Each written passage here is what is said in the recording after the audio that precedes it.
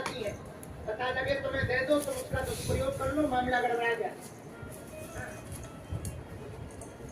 जिसके अंदर सहनशीलता ना हो, धैर्य ना हो, तप ना हो, ऐसे व्यक्ति को शक्तियां नहीं देनी चाहिए। एक बात बताओ, जिसे गाड़ी चलानी नहीं आती उसे तुम ट्रक पकड़ाओगे?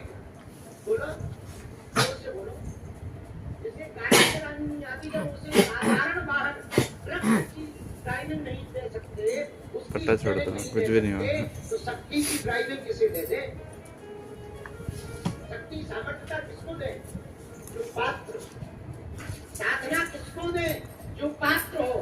इसलिए पूर्व समय में पहले गुरुओं की सेवा की जाती थी, गुरुजनों के पास रहा जाता था, कई सालों तक गुरुओं की सेवा की जाती थी। चरण सेवा, गुरु के आचरण को जीवन में उतारना, व्यवहार को जीवन में उतारना, गुरु की बार बार वाणी सुनना, गुरु आज्ञा का पालन करना, अभिमान को शून्य रखना, अहंता को शून्य रखना, पिटेगा तो जारी रखना।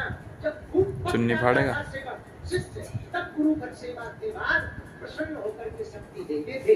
अब तुम पात्र हो गए हो, अब तुम धैर्य धारण कर सकते हो, अब तुम तप कर सकते हो, अब तुम त्याग कर सकते हो, अब तुम ध्यान कर सकते हो, अब तुम स्मरण कर सकते हो, अब तुम शक्ति का सदुपयोग कर सकते हो। इसलिए अब तुम पात्र हो, अब तुमको अमुक शक्ति दी जाती है। हमारे ही गुरु जी ने कई सालों तक हमको तपाया, तब जाकर के सन्यासी बाबा का मंत्र दिया।